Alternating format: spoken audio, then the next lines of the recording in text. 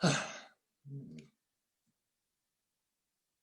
morning, afternoon, or evening, wherever you happen to be, and welcome to the Sunday Satsang.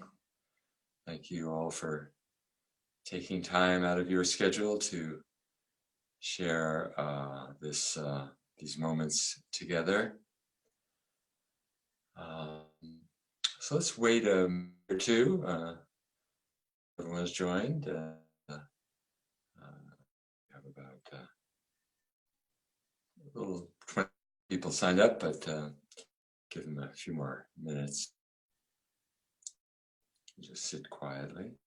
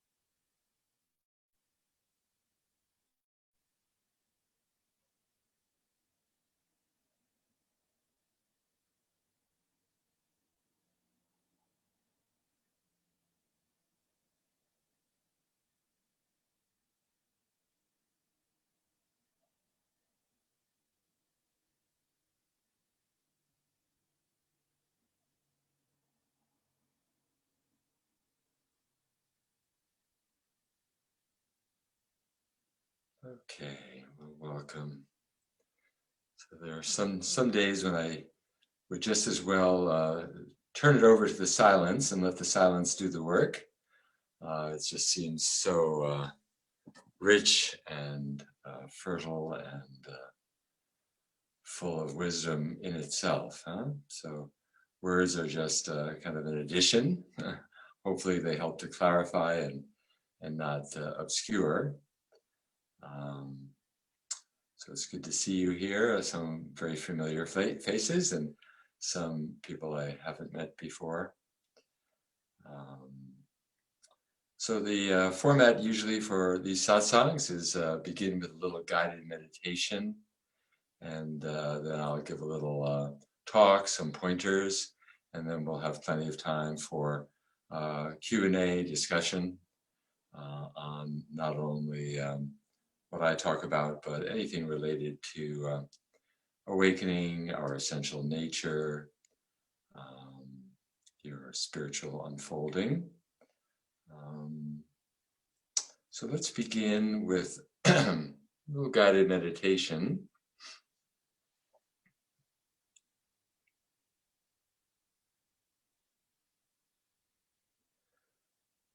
And, in the direct approach, which is what I call and what my teacher John Klein called, what I teach, meditation is not a methodology for getting somewhere else, right? It's an opportunity to turn the light of awareness back upon itself. An opportunity for awareness to recognize itself as the ground, the source, the background, the essence of what is.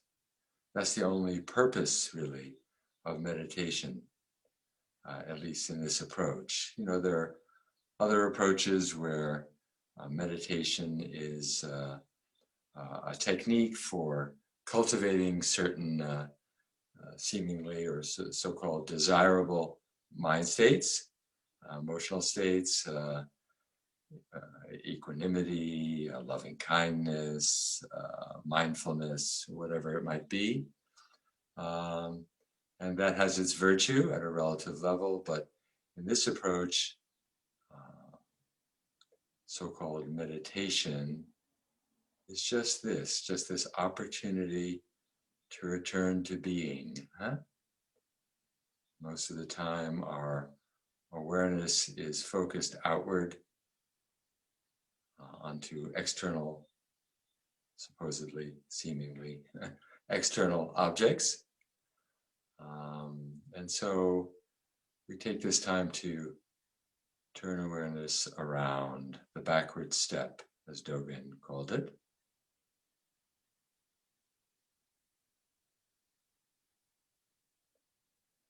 So first, just recognizing that you are aware. Huh? Most of the time we're so caught up in the content that we don't recognize the context, huh? The background, the subject of these objects of awareness. So recognize first that I am aware. This is something we can all say. Huh? Otherwise, we couldn't say that we were alive as human beings. Huh? I am aware.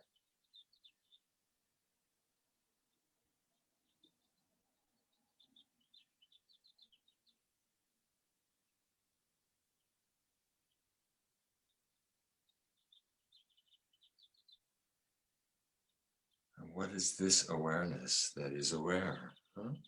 We can wonder. Can you find it? Can you locate it?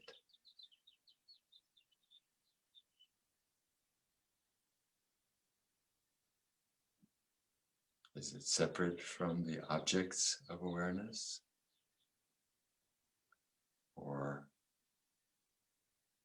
inextricably entwined, not separate from the objects of awareness?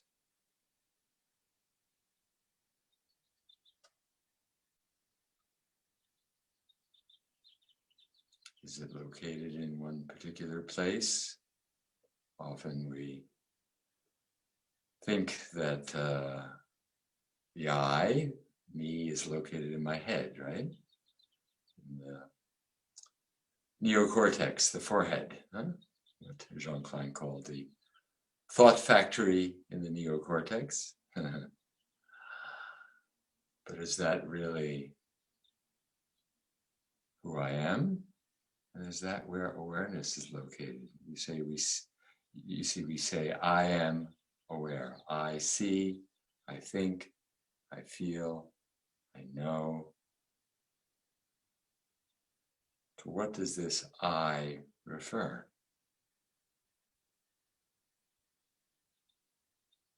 We presume to know what this I is. It seems like the most important thing for us, right? It's the most common word we use, I. But what is it? Where is it? Who is it?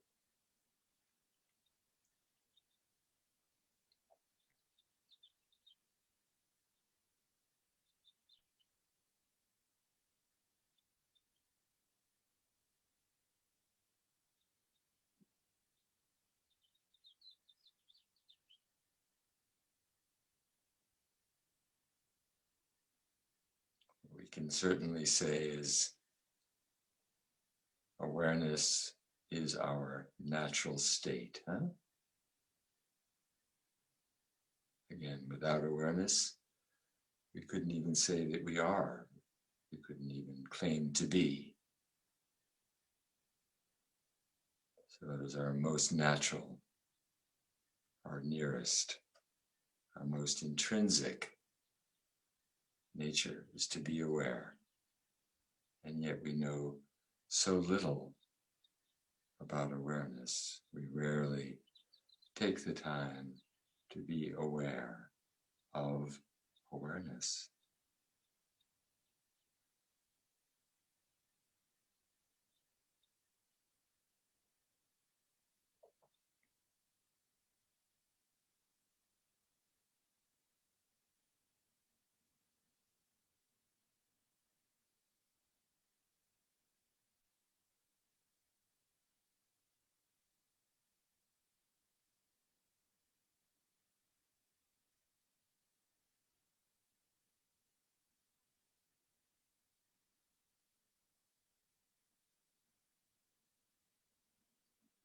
And once you're aware of awareness, you can allow awareness to rest in itself.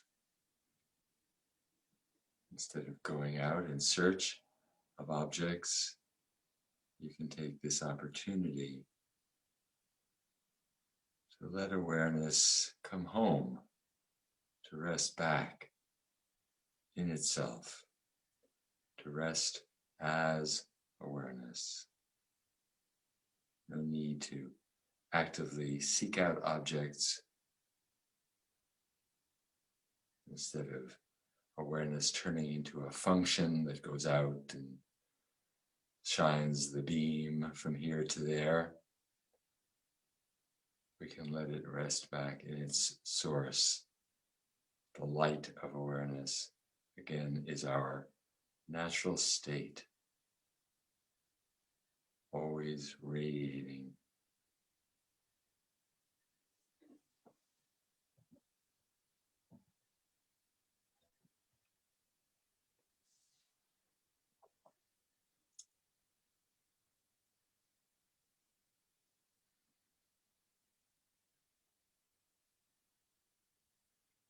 So rest as awareness and let everything be as it is. Most of the time, we're trying to control, to manipulate, to suppress, to attach. Just let everything be as it is and rest as awareness.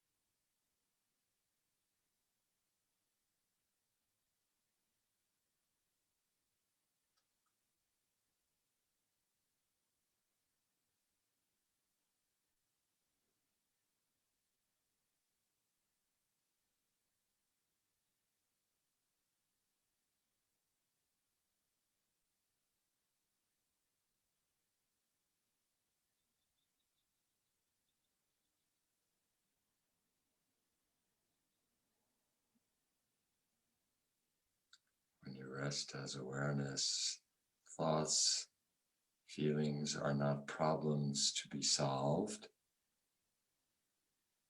or eliminated or resisted. They too are just simply allowed to be as they are, coming, going. If you find yourself caught up in them, just remember to return to rest as awareness.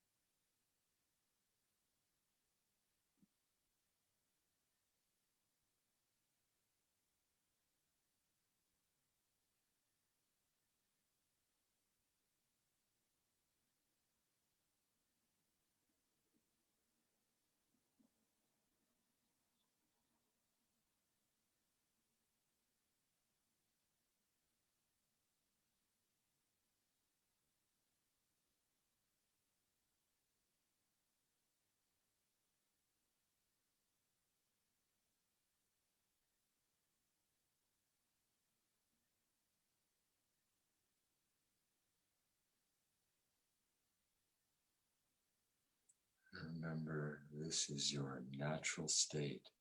It's not something you have to maintain or cultivate or even practice. It's always already present as the background and actually the essence of all experience. You're never apart from it, even for an instant. It is what you are.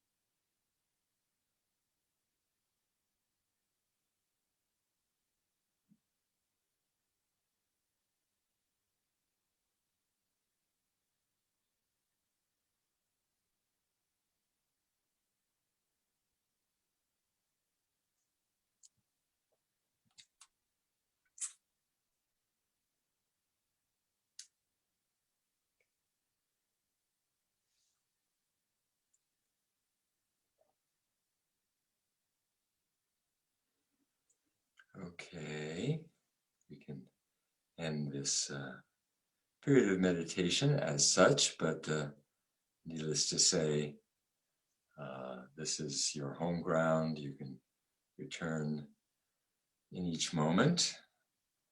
Again, the boundary between meditation and non-meditation is arbitrary, right? Every moment is a moment of meditation. We come and we sit and we do something different than what we ordinarily do, and we call it meditation. But actually, meditation is every moment. And those times when we sit in meditation are just opportunities to remind ourselves, again, of our essential nature, remind ourselves to be aware, to come home. But in each moment, in the Tibetan tradition, they talk about non-meditation. True meditation is non-meditation, not something special, just moment to moment. Okay.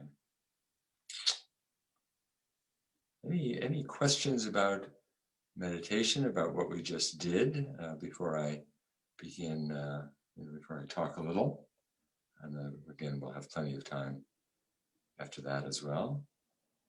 Anything that there are many different ways of entering in to, again, paradoxically entering into our natural state. You see, paradox is at the core of any spiritual teaching, uh, seeming contradiction, right? So it is our natural state, and yet at the same time we approach it, we return to it. There are doorways to it. And there are many different ways of doing that, sitting quietly. And I often have people shift awareness from the mind into the body first, being aware of sensation, the breath perhaps is a great anchor, and then allowing awareness to expand beyond the breath to include the sensation in the body, and then beyond the body, which is just an arbitrary distinction anyway, to open to all sensate experience and then just to rest. That's a good way of taking the focus away from the mind, because so much of our time is spent, again, with awareness focused in the mind, localized, fixated, right, in the mind, in the thoughts. So to deliberately shift into the body first before meditating can be great, a great entry point or portal. And there are others as well. So, but this, what I did today was kind of a direct pointer, more direct than some. So anyone have any questions? Those of you who are not visually present, feel free to come and let yourself be seen.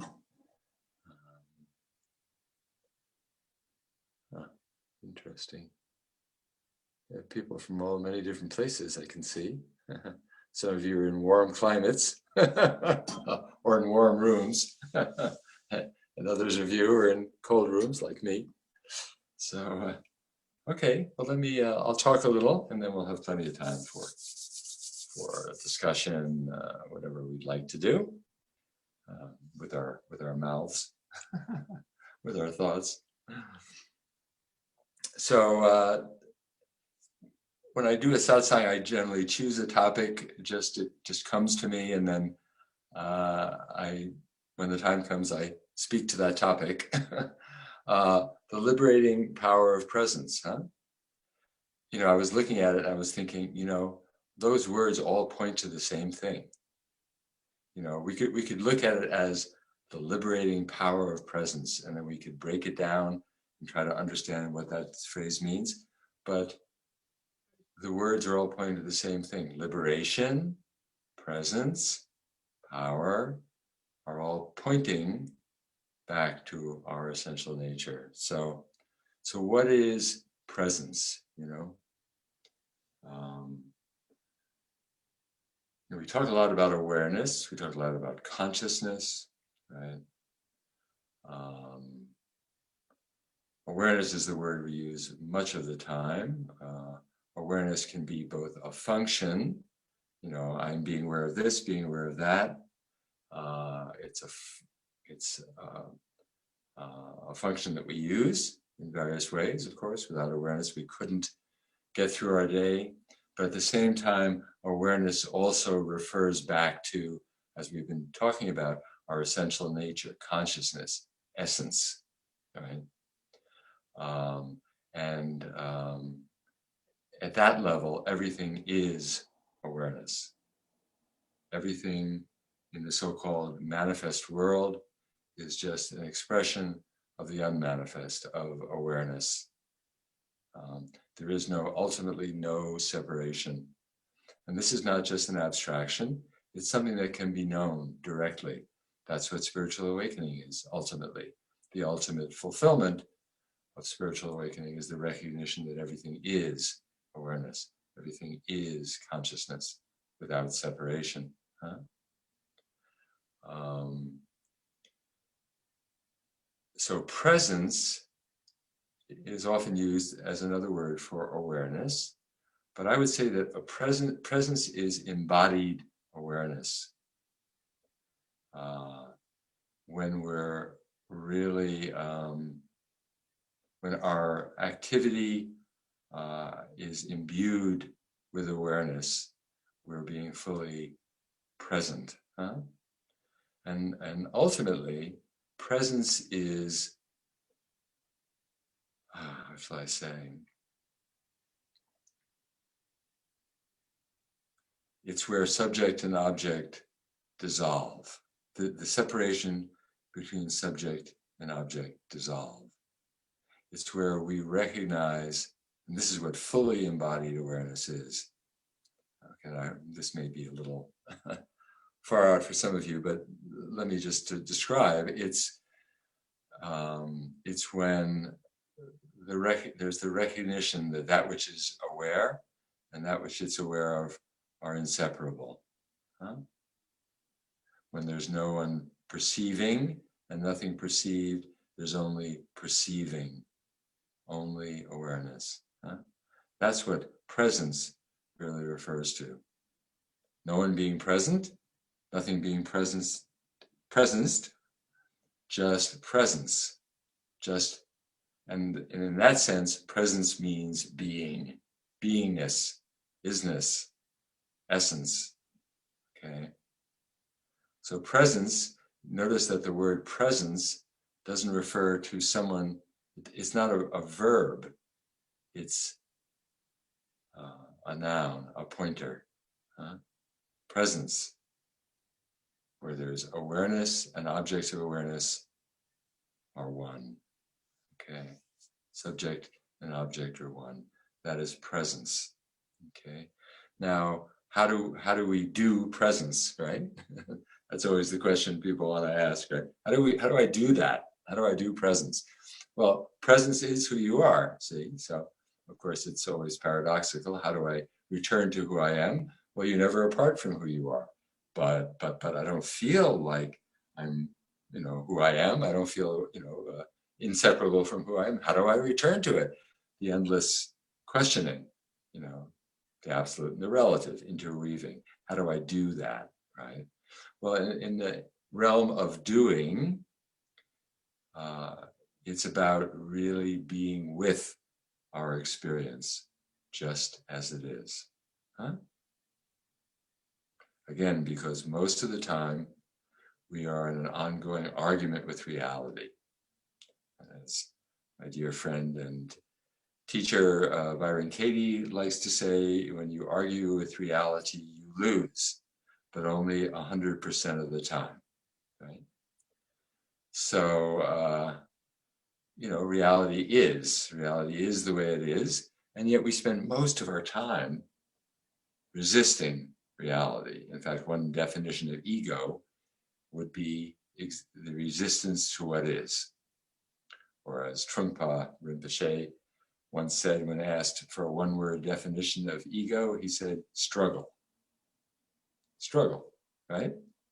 So we're constantly struggling against the way it is, arguing. It shouldn't be this way, it should be that way, in the subtlest and the grossest ways, right? My life shouldn't be the way it is. This moment shouldn't be the way it is. It's too hot, it's too cold, right? It's too loud, it's too soft, right?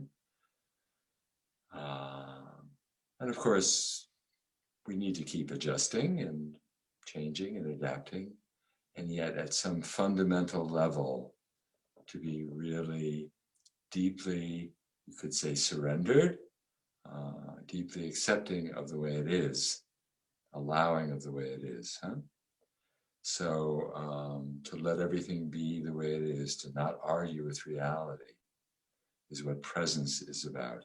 To be with our experience just the way it is. And that is a practice that one can do, right? Being present, being aware, that's what meditation often consists of, right? Being present in that way for our experience. Meditation has sometimes been described as making friends with our experience. Huh? Sit, be with, be intimate with. Sometimes people use meditation as a way of abstracting or detaching or disappearing, you could say, right?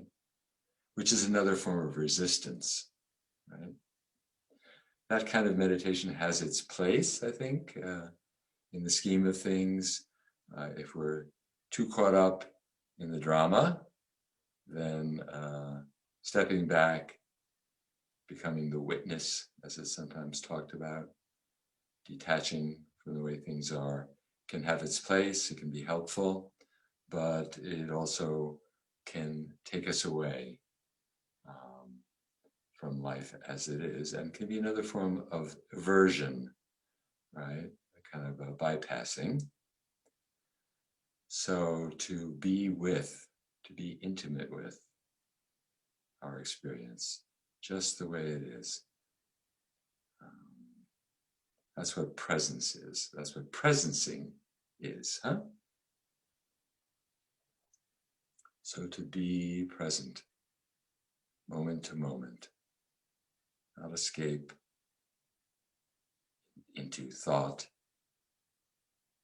into planning. Of course, thought and planning have their place, but not to escape. Just to be with. Life is constantly presenting something new, right? Every moment is new, fresh. And yet we walk around so much of the time looking through the lens of habitual seeing, through a filter that doesn't allow us to experience the freshness and the richness and the wonder of each moment. So with presence, moment to moment awareness, we have the opportunity to experience the richness of life, to be intimate with the flow of existence, to return to beingness out of our minds, out of our plans and projects, into the now, into the moment that never arrives, that we can never grasp, the now. Right?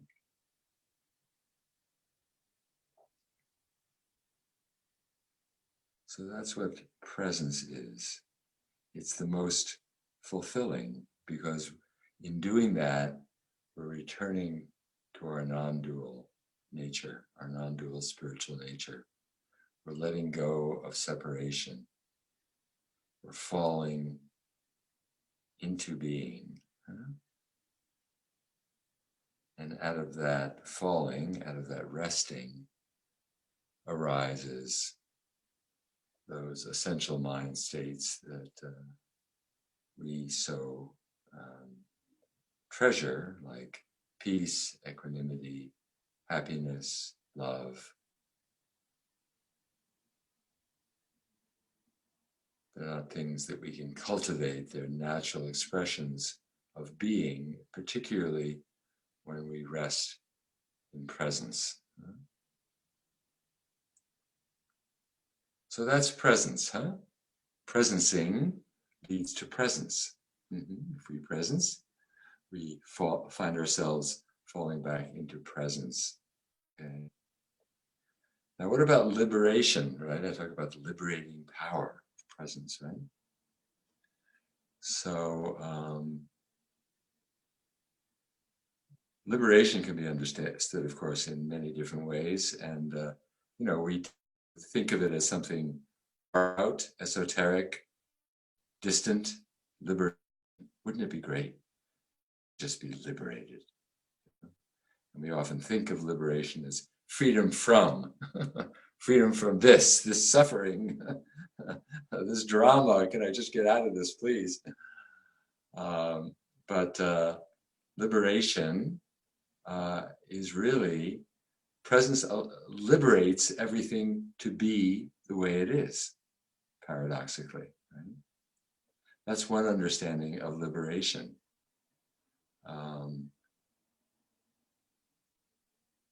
instead of resisting, we liberate reality. We let it be as it is.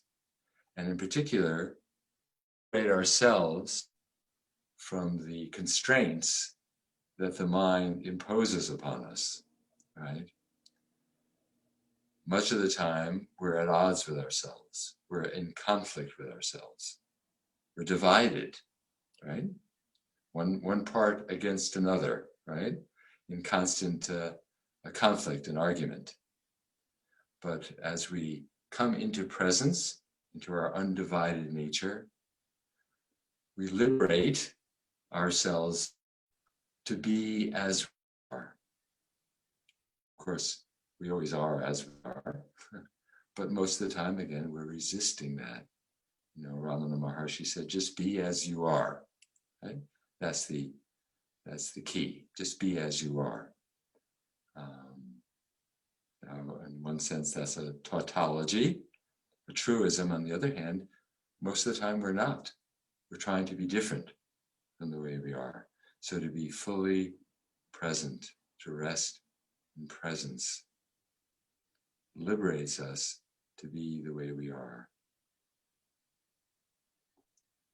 And this, in very concrete terms, takes the form of just feeling more authentic at every level, you see.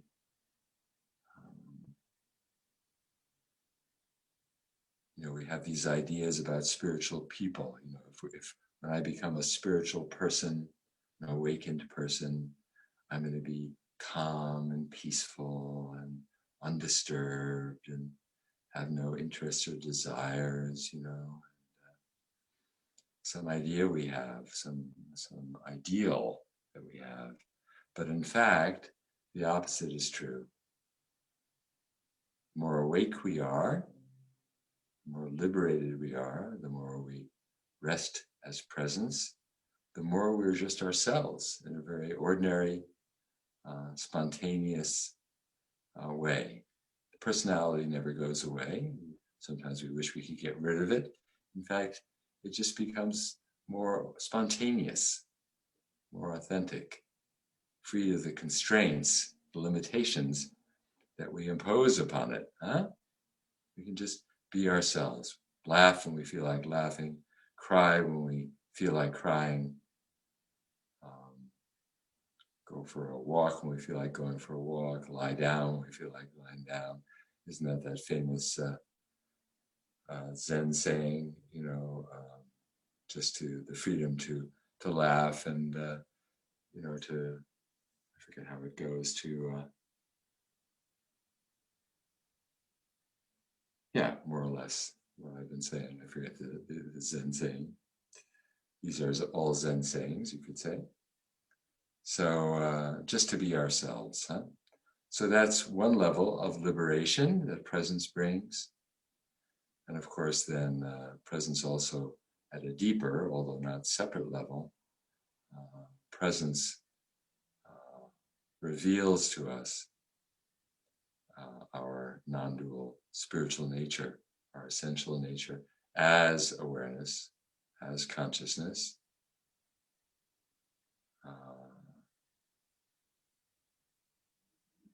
Which then liberates us from the sense of being a separate person, right? So we know ourselves to be awareness taking this particular form, this expressing itself through this particular body-mind, but not wedded to it, not velcroed to it, not identified with it.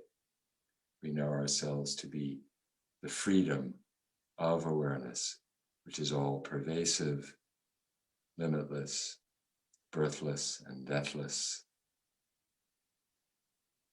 And at the same time, expressing itself through this particular personality, this particular body-mind. So that's the deepest level of liberation. Liberation from the identification with the body and the mind.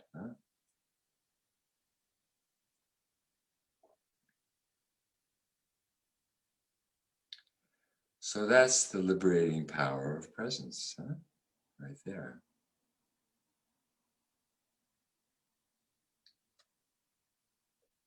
So let me open it up for dialogue, questions, and the dialogues are often opportunities to elaborate on some of the things I've said, so it won't simply be Q&A, it's also an opportunity to extend and deepen the understanding. So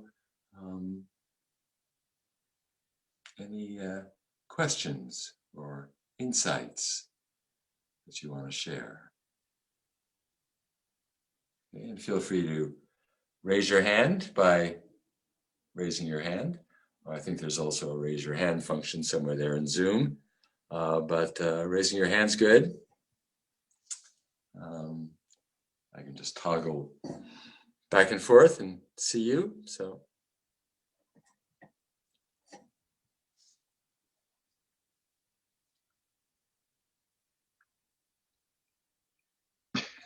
Yes, Charles. Hi there. Yeah. Hello. Is there a useful distinction between awareness and attention? Well, I think attention is the focusing of awareness, right? It's like, the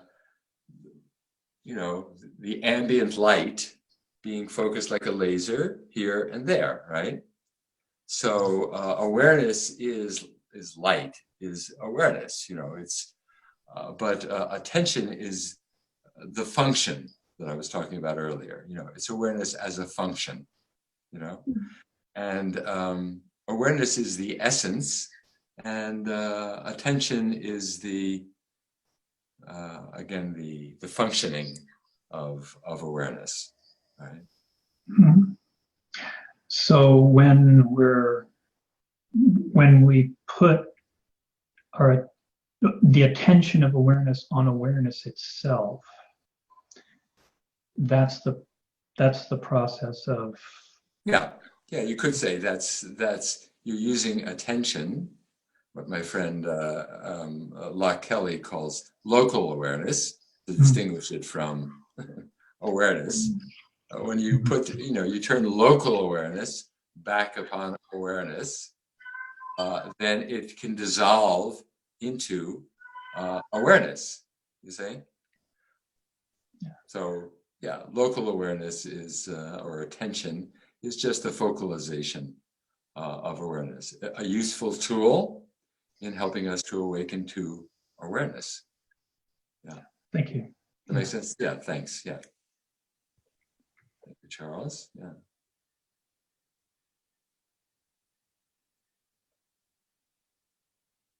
Someone else? Some of you who are not familiar to me, at least in your face, and those of you who are familiar. There we go. How about Aurora? Where are you, Aurora? I'm in South Mississippi. You're South Mississippi, huh? Okay. Is it really warm there today? Yeah, spring has just sprung. Whoa, okay. Good for you. Okay. Yeah. So my question is, I feel like I've spent a lot of my kind of spiritual practice focusing on letting things be as they are in the world. And I think sometimes that's been at the expense of letting things be as they are in my mind. Like I've maybe have too much efforting to let things be as they are in the world, which puts maybe just becomes too much efforting. And so Right. I feel like when I first started reading your stuff, that was kind of like a big aha moment as far as like, oh, I'm letting a lot of stuff be, but there's still this stuff in my head that I'm really trying to control. And I guess I'm just wondering if you can speak to that. Like, there's just so many aspects of what to let go of. And it seems like if I let go of everything mentally, then there's a ton of stuff that I'm resisting in life, because I feel like then it's just like a big ego free for all, if you know what I mean. Wow, it sounds like a very busy world you got going there. It is. Yeah. Well, I would say that no effort need to be involved.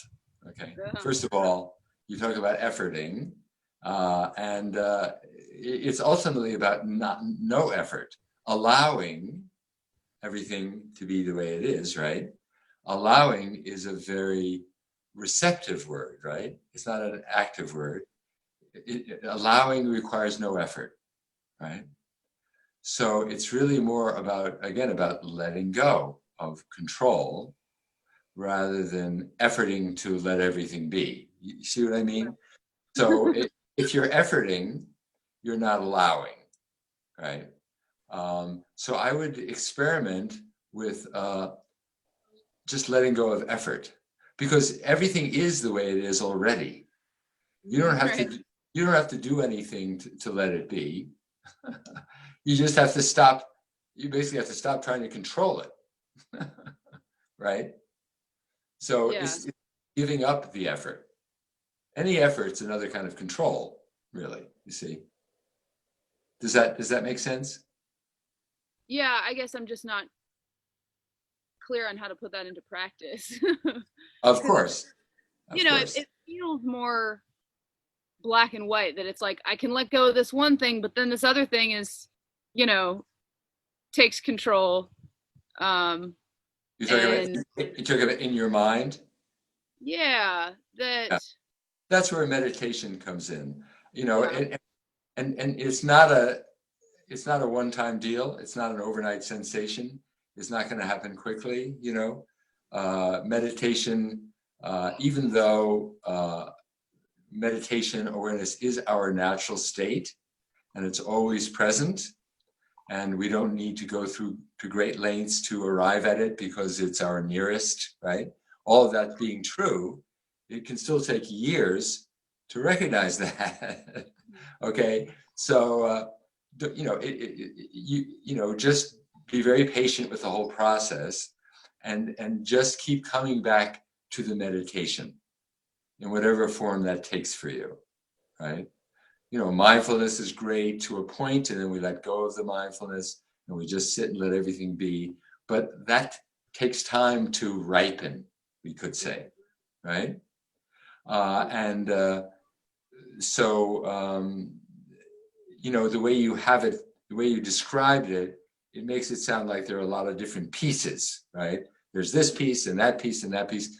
The more you sit, you know, the awareness will open and all those pieces will come together in presence. You know what I mean? In awareness.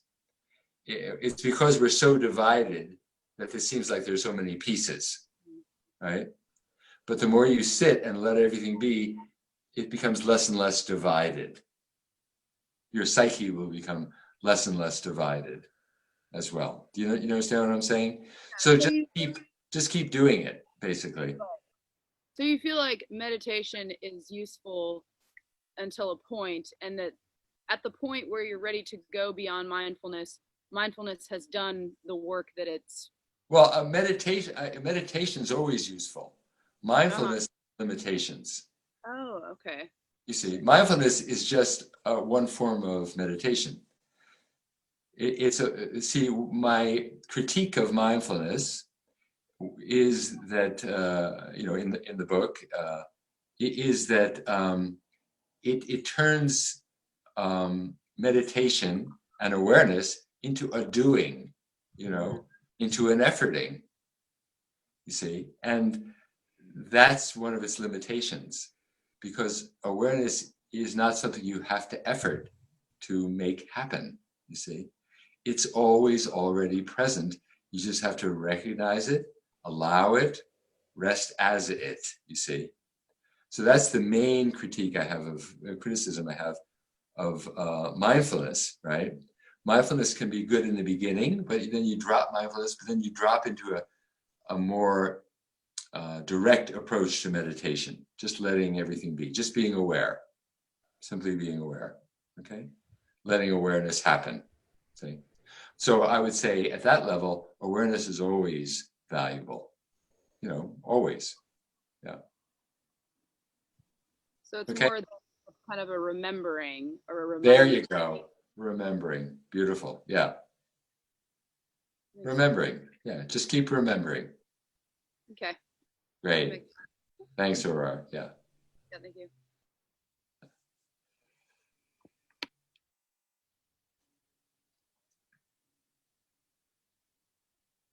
Hi, Stefan. Who is this? Chris. Chris. Okay. Hi. There you are. Okay. Can you hear me well? Yeah, great. Great. Okay. So I have a question, Stefan, for you. I've been on this path for about 5 years now, and I find myself kind of stuck in the same loophole, if you will, for somewhere about 2 years now, where it seems like there has been a lot of peeling of my old habits and my old self and believing and fears and that type of thing. But it just seems that like I'm looking for more deepening or more awakening, and it just kind of hasn't happened. And I know that it comes from a place of looking, but then it feels like I'm stuck. And then, for example, if things happen such as I should have had acted this particular matter, and it was just more of a reaction rather than coming from wisdom. Seems like there's a lot of judging and saying, "Oh, I should have handled that situation better," and so forth. And I mean, I just kind of feel I'm stuck at this point. Well, what you're describing is judgments, right? Correct.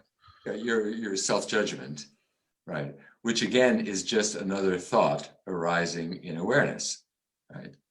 Yeah. Now, a sense of stuck, right, implies that you have expectations about how things should be, and they're not living up to your expectations, right? Correct. Otherwise, you're still stuck, right? Or frustrated, which is probably what you're describing as frustration. Yes.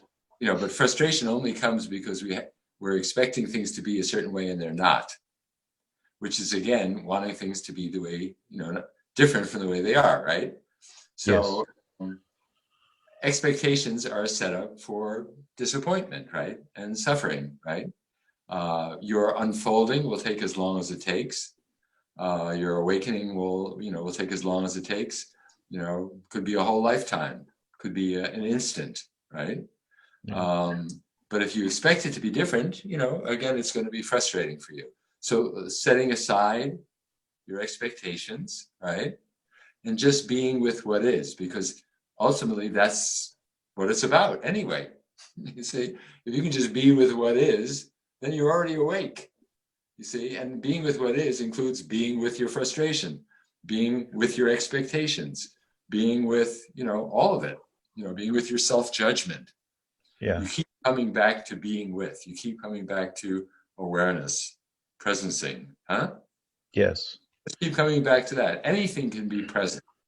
You can be aware of anything, self-judgment, reactivity, whatever it is. And I've noticed that, and it feels like I could sit as a witness and see through that and see, yeah, it is an illusion and it is a thought, a fraction of my mind, but No, illusion is another idea you have. Forget about the word illusion. okay. Just let everything be the way it is. Illusion's an idea. You know what I'm saying? Yes, yes, yes. That's just all the stuff you've read coming in and trying to interpret. That's And not meditation. That's just right. thinking. Just Yeah. be with what is. Illusion, not illusion, forget about that. Okay. You see, just be with it, whatever it is. It's not necessarily an illusion or non-illusion. It exists or it doesn't exist. Either way, it is what it is. It's just words, right? Okay. So just like literally learning to be with it for as long as it takes. That's right. Let's just be with it, moment to moment. And sometimes, we can only be with it for a fraction of a second. That's great. Just be with it for a fraction of a second until the mind wanders off into self-judgment or spiritual ideas or expectations or whatever. But just as much as we can to keep coming back and be with our experience just as it is, like falling out of the mind, out of the into the present moment. again and again and again. It's a falling, you know, a falling into reality, you could say. Makes sense. Thank you. That feel, yeah, just to play with that, okay, and see what happens. I will. Thank you. Okay, yeah, thank you. Thanks for sharing that. Yeah, we can be so hard on ourselves. When am I going to get, you know, are we there yet? You know, that bumper sticker, are we there yet? Are we having fun yet? You know, it's like, am I enlightened yet? When am I going to get there? You know, we do that to ourselves. So just to relax, sit back, let everything be. Yeah. Thank you. Yeah, thanks, Chris. Yeah.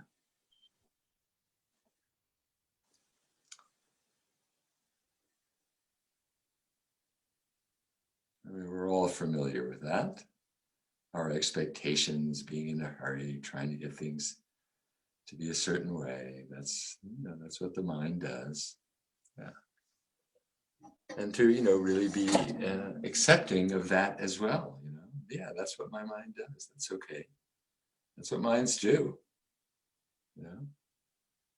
So it's a constant dropping down out of the expectation into allowing, into allowing, into allowing. Even this, even this, even this.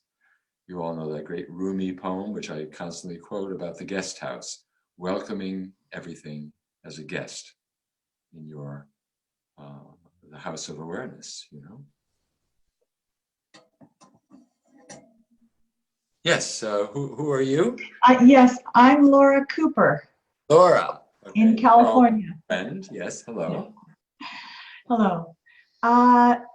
Something that has been coming up for me, especially having just talked to you a couple of weeks ago and being deeply immersed in Rupert Spira's book, is that there's this funny thing now that happens a lot in daily life, which is funny. I interpret it as amusing clash between. It's like sometimes I'm in a bigger state of awareness, and then there's something little that's happening in interaction with a client or a parent or anybody, grocery line checker, and I'm suddenly in the finite mind world, and then sometimes there's a funny feeling of dislocation from that. So I guess it's just a little bumpy. And I guess just listening to this, what I'm getting is that I just need to be okay with that bumpiness. I suppose my question is there any way to kind of hold all that in a bigger space that's useful in this greater movement of awakening? Well, the fact is you already are holding it in a bigger space. Just by talking about it, you see, in this moment, you're holding it in a bigger space, right? You know, you're holding it in your awareness and describing it from this place of awareness, right? This is the bigger space. So just keep going back to this bigger space, which holds it all, because it's already holding it all. There's nothing you have to do. It's already happening. It's already being held. You see, there is an awareness present always, which is aware of all of it. You, Laura, localized here, finds it bumpy, has a hard time holding it all. You know, that little someone, take yourself to, is having a hard time with it. And at the same time, there's this awareness that's always present that's holding it all. Come back to that. That's all. And give up the effort of trying to hold it all. See, that's the paradox. It's already being held. You don't have to effort to hold it. Come back to that which is always holding it, which is what you are. See the paradox of that? We keep forgetting that we don't have to effort. It's like, oh, I'm going to hold it all. Isn't that what it's about? It's just, I'll hold it all. So I'm going to do what I can to hold it all. It's like, wait a second. You're just creating more effort for yourself and more separation, you see? And that's the paradox. And that's what we keep getting, where you keep getting stuck. Just remember, it's always being held. Return to that which is always holding it, which is what you are. That's really good. I think you're right. I'm feeling that, oh, suddenly I'm in the finite mind, which is now judging this experience and separating it out. One thing, I guess, a fear that comes up when I'm there, which I guess I am right now, is the judgments of others. You know, there may be times when I'm sort of just unable to respond in the moment, or I don't know, maybe there's a fear that maybe it's a fear, it's an ego fear, I suppose, of giving up the movements of the mind in any particular moment. And that there will be something. I'm not sure I understand. I guess it's this edge between, you know, being in my clinical mind, working on a clinical problem with clients, and then it's like, does that go somewhere else when I'm in a greater space of awareness? I don't know. I kind of worry about being a fool a little bit, or appearing dislocated from reality in the other person's subjective view. I don't know what I'm saying. Sorry. Well, it sounds like you're concerned about how other people see you. How about being a fool? Yeah. Let yourself be a fool. Why not? You know? It sounds like you have some idea of an image you have to project of being this professional, you know, and need to maintain that. I think the best therapists are those who are completely themselves and actually allow themselves to be foolish at times, if that's what's coming up, you know. There may be a greater degree of authenticity that wants to come through, you know. Just letting it all be the way it is, you know. I don't have to maintain this professional facade, you know. Okay. Does that resonate? Do you know what I'm talking about? I think so. I think so. You know, I work with people who are therapists, and you know, there's this sense of there's this system out there that I need to, you know, which is, you know, it's like we project this system out there, this mental health system, this psychotherapy system, this role that we play. There's psychotherapy, and I'm doing psychotherapy, and I'm a psychotherapist, and this is the way it's supposed to look, and you know, if I don't do it this way, I'm going to get in trouble, or you know, whatever it is. And all of that's just this projection of the mind, you know, and it takes us away from being fully present and fully ourselves. Let it all go. Just be with the other person as you are with yourself, and see what arises out of the silence. That would be it, right? Forget about being a professional. You know, just be there like a fool. You know, with a mind that's unfurnished. And then you're with the other person, and they're saying certain things. What comes up? Wow, that's interesting. Maybe I'll share that, you know? Starting from scratch, in a sense, you see? Otherwise, we have all these heads on top of our own, you know, all these professional heads, you know, layer upon layer upon layer. Trainings we've taken, you know, ideas that we've had about how, you know, all that stuff, it just gets in the way. Yeah. Let it all go. Okay. Okay? Yeah. Thank you. Yeah, you're welcome. Yes, Pedro. You gotta unmute yourself. Press the button, unmute. I mean, I can do it for you if you want. Let me see. Did you find it? Let me see. Pedro, let me see. Okay. You got it. Okay, now, yeah. Good. I've been meditating for 10 years. And many years ago, I read that after a few years of meditation, some kind of shadow may show up from your subconscious, memories, things from the past. And there you have it. About a year ago, this memory of something that I did decades ago, when I was very young, bothered me tremendously. I feel this guilt. And I didn't even think about it or remember it for ever, never. And then it pops up So when I focus on it, when I think about it, I see the emptiness of it. Because I wasn't that conscious, and it was so long ago. It doesn't exist anymore. Right. But when I don't focus on it, it's like a cloud over my head. It's like it doesn't go away. Okay. Right, right. That's it. Yeah, that's it. Well, aware of it, huh? Just keep being aware of it. Don't, invest in it. Don't give it power, by believing it. Just see it for what it is. As you said, it's empty. It's just a thought, another thought passing through.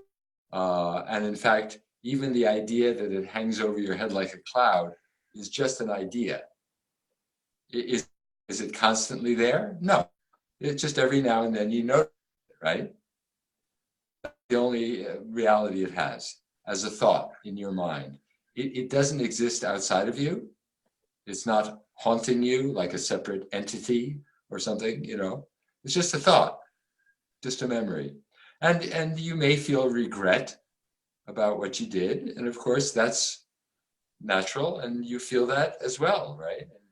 You allow that and welcome that. Oh yeah, I probably didn't act very skillfully, and I feel sad. I feel bad about that, and all of that. And then little by little, it unfolds and releases. Huh? It stays in place if we have some fixed idea about it. Otherwise, it'll just unfold over time. Huh? Is it possible that the ego uses guilt to not let go of itself? Oh, absolutely. Oh, absolutely. Guilt is a very successful ego strategy for keeping us hooked in. But again, what is ego? There's no entity out there called ego. It's just habitual pattern. Right. That's all. And the more you bring awareness to it, the more it's going to release itself. That's all. Thank you. Okay? Is that? Yeah. Yeah. Great. Thanks, Pedro. Yeah, that's a very common experience, isn't it? I mean, guilt is, boy, it's very tenacious. It won't let go. You're bad. So it's just another thought.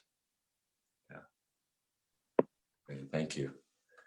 Thank you. Sandeep, you are there somewhere. Yeah, go ahead.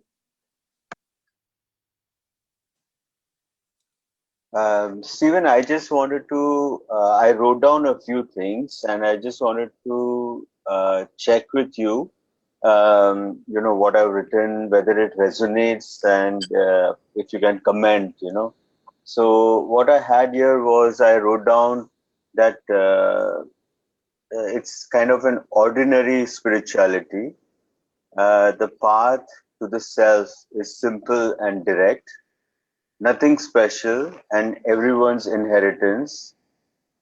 I close my eyes and there I am, always there. Relax backwards into the still awareness that is always there. Experience directly falling into your own awareness. No descriptions, no preconditions, no qualifications necessary. The direction seems to be the background versus everything that captures our attention in the front. Right.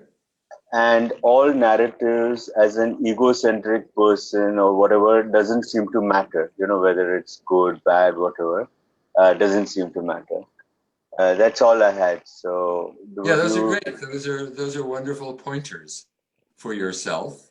Kind of like your crib notes from the things. That's beautiful. Just come back to those from time to time. They're great reminders. They're great pointers. And I remember when I was with Jean Klein, I did the same thing.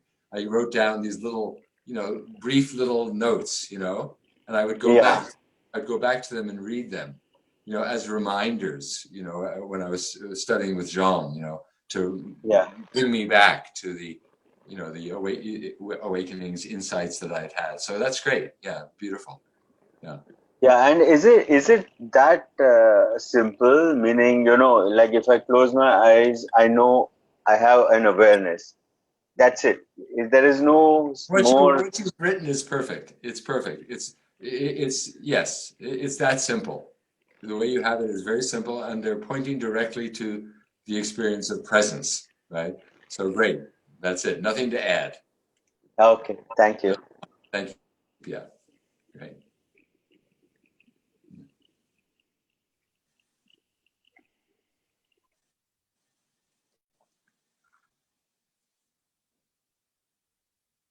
So yeah, what else, please?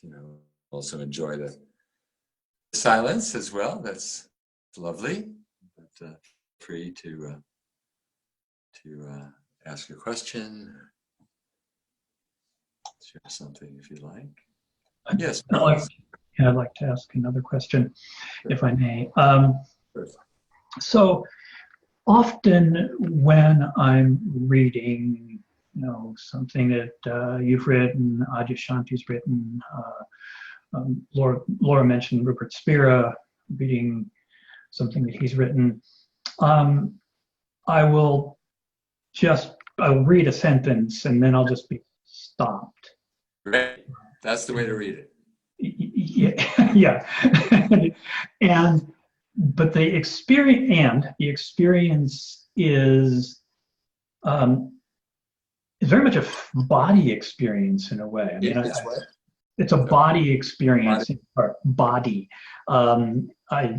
Tremendous energy, I guess. I feel like this immense amount of energy rushing through my body. No thinking. Thinking comes back in after 60 seconds to 3 or 4 minutes. And I'm just wondering if you have any comment on what's going on with that. It's not uncomfortable. It's just I don't experience that anywhere else in my life except in those moments where there's tremendous energy rush in my body. Yeah, I have nothing to say, really. It's great. Enjoy it, Okay, I can do that. Yeah, no, it's. I think that's very natural.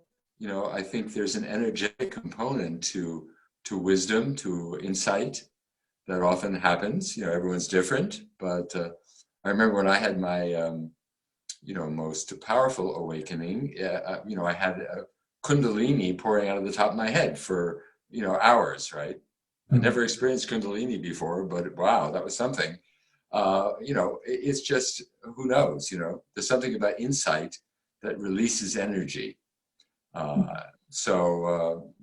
It's good, nothing to attach to, but just allow it. Yeah. Yeah, thank you. Yeah, you're welcome. Yeah.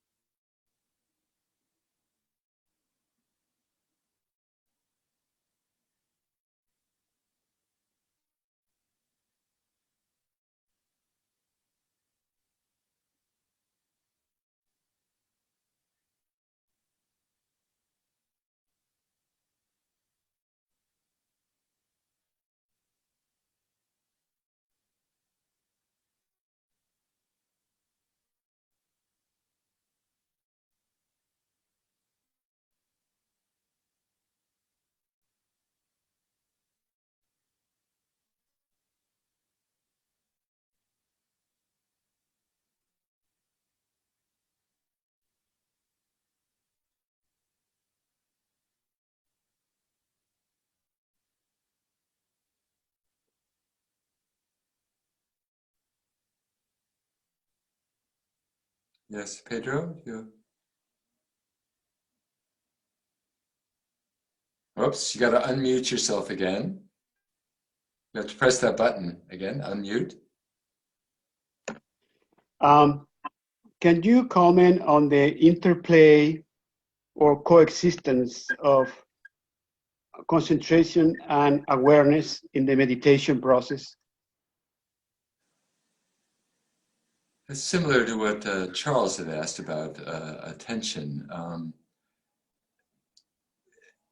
Well, I think you know that traditionally, in, let's say, the Buddhist tradition, one is encouraged to learn concentration first, and then what's called shamatha in the Buddhist tradition, and then eventually you graduate to vipassana, which is more open awareness, and that can have a value. As I say, sometimes people can begin with mindfulness.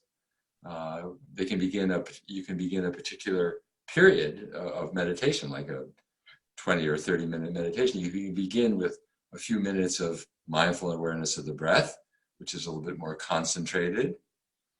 With concentration, being aware of the breath, anchoring awareness on the breath, and then gently and gradually opening, into a more formless, awareness, right? So I think they can work hand in hand, at that relative level. I think that there's a value in that. I mean, I spent years and years concentrating, and was, probably, I reached the limit of that. But it certainly taught me how to be present from my experience. And I do think that sometimes people come to this direct approach without any meditation experience whatsoever, and they don't really know where to begin.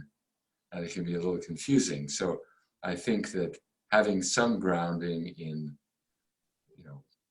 being aware, the word concentration, but focused awareness can be helpful. But I would say don't sit with it for too long.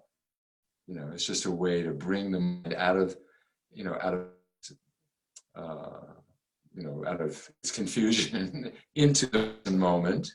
It's just a helpful way, but then you let go of the focus, right? Does that make sense? Yeah. Development in Buddhism, you begin with concentration, and then you gradually learn how to be open and yet present. Yeah. Thank you. Yeah. Those two are hand in hand.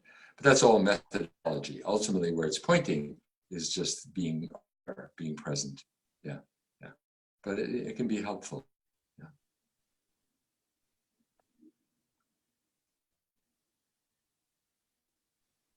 So even in the book, Beyond Mindfulness, it is called Beyond Mindfulness. I talk about the virtues of mindfulness. It's a great practice, but it has its limitations. Yeah, that's all. Particularly in this realm, spiritual awakening. It's like a raft you got to let go of at some point. Or as Ramana said, the stick that stirs the fire ultimately gets burned up in the fire. So let it get burned up and let go. Someone else? Those who haven't had a chance. Let's see. Oops.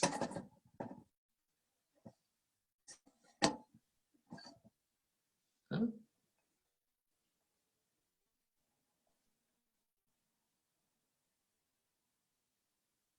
Hey, Stephen. Oh, Adam, hey there. Hi. Good to talk with you again. Yeah, good to see you again. Yeah. So I enjoyed the talk today. It had me thinking about something that's been occurring to me about, it seems as though this whole reality is constructed on a play of opposites, of light and dark, or you could say consciousness and unconsciousness. Oh, okay. And so it brings me back to something I wish that you would clarify and that John Klein would say, and that is that the seeker is the sought. That the seeker, which is unconscious, is actually what we're looking for, which is consciousness. What he means by that is that, let's see, how to say, awareness is looking for itself. basically, is what it means. The seeker comes from awareness, you see, which you could say awareness which hasn't recognized itself yet. So you could say unconscious, right? Not fully conscious, is seeking itself, which is awareness, which is consciousness, you see. Okay. Awareness which is not conscious of itself is seeking to become conscious of itself. Really. That's what seeking is about, because you already are the seeker. You already are awareness, and yet you're looking for yourself. It's paradoxical. Why is awareness looking for itself? Because it hasn't recognized itself. So the seeker is the thought, is a reminder that that which is looking is what it's looking for. Awareness is looking to recognize itself. And that's why I talk about awakened awareness in the book Beyond Mindfulness. It's awareness that's awakened to itself as the essence of what is, as the ground of being. So that's what that phrase is pointing to. I mean, Gene used to emphasize that quite a bit, right? You would say that he would speak it pretty slowly. And what would that do to you when he would say that? Well, that's where I had my big awakening, was with that phrase. That's what woke me up. That woke me up, yeah. You know, certain phrases, you know, there's a phrase out there that's going to wake you up. So when it, you know, comes in the moment, it'll be like the key that turns in the lock and opens it. So, you know, that phrase is out there, you know, the right phrase in the right moment. And that was the right phrase in the right moment, you know. A pointer, again, a pointer. You know, you can point forever, but until a person's ready to see, they're not going to see. Yeah. Okay? You got to be ready. You got to be ready. That's what they say, Yeah. right? Yeah. To be ready is the key. That's what any preparation we make is simply to be available for awakening. You know, we're making ourselves available for opening up. Yeah. There's a lot of fear, you know. I feel like the ego, you know, or the struggle is holding on to itself, and we're just not quite ready to let that go yet. So by facing our fears and our resistances, that's right.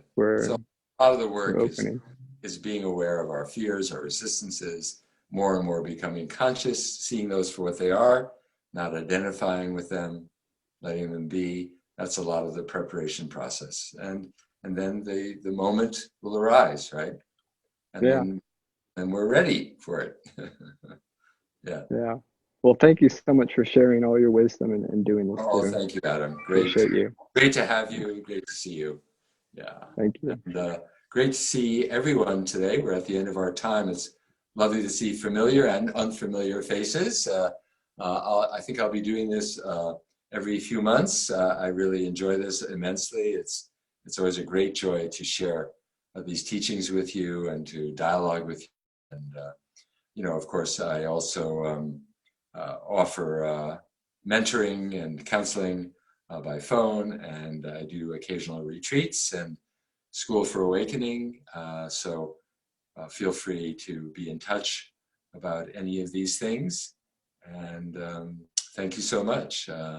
Namaste. Enjoy the rest of your day. Take care.